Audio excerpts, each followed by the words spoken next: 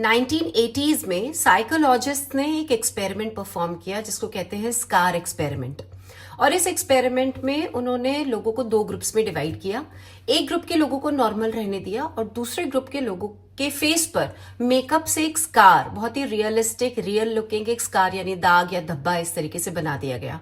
और फिर दोनों ग्रुप्स को ये बोल दिया गया कि अब आप जाओ सोसाइटी में, लोगों से इंटरैक्ट करो, दुनिया से इंटरैक्ट करो, बातचीत करो, मिलो जुलो और फिर वापस आकर अपने एक्सपीरियंस बताना।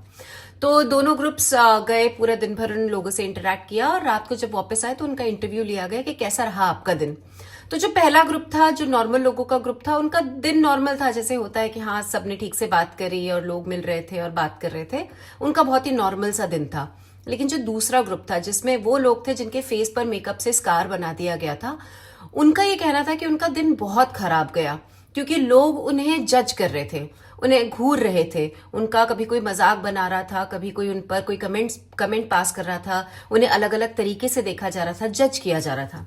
Now the interesting point in this experiment was कि ये जो दूसरा ग्रुप था जिनके फेस पर स्कार बनाया गया था मेकअप से, उन लोगों को उनकी पूरी डे जर्नी में अलग अलग स्पॉट्स पे रोका गया था और ये बोलकर रोका गया था कि हमें आपका मेकअप रीटच करना है।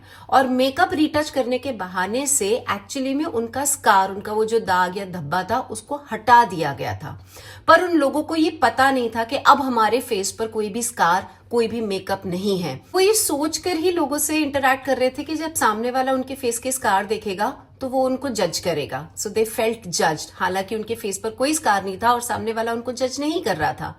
यहां से इस स्कार एक्सपेरिमेंट से साइकोलॉजिस्ट ने ह्यूमन बिहेवियर का एक बहुत इंपॉर्टेंट पॉइंट रिवील किया जो हम सबको समझना बहुत जरूरी है। द पॉइंट इज कि जब हम कुछ सोच के जाते हैं कि वो तो मुझसे ऐसा ही बिहेव करेगा या उस जगह तो मुझे ऐसे ही ट्रीट किया जाएगा, तो इर्रिस्पेक्टिव वो एक्चुअली होता है या नहीं होता, क्योंकि हम वैसा ही थॉट लेकर गए, हम वैसा ही परसेप्शन लेकर गए हैं, हम उसी सोच के साथ गए हैं, हम वैसा ही फील करते हैं, whether that treatment, that behaviour of the other person और that situation, that place actually exist और नॉट। तो समझने वाली बात यह है कि हमारी जो लड़ाई है ना, वो बाहर की दुनिया से नहीं है, हमारी लड़ाई खुद से है, हमारी लड़ाई खुद की सोच से है, खुद के जजमेंट से है, खुद के परसेप्शन से है। और इसलिए जो खुद को कुछ नहीं समझते, दुनिया भी उनको किसी लायक, किसी काबिल नहीं समझती। और इसलिए कहा गया है कि कायनात आपको आपकी काबिलियत के हिसाब से नहीं देती, वो आपको उस हिसाब से देती है जिस हिसाब से आप खुद को काबिल समझते हो। So if you want to change your identity, you want to change your destiny, you need to change your thoughts, you need to feel good about yourself, you need to stop judging yourself।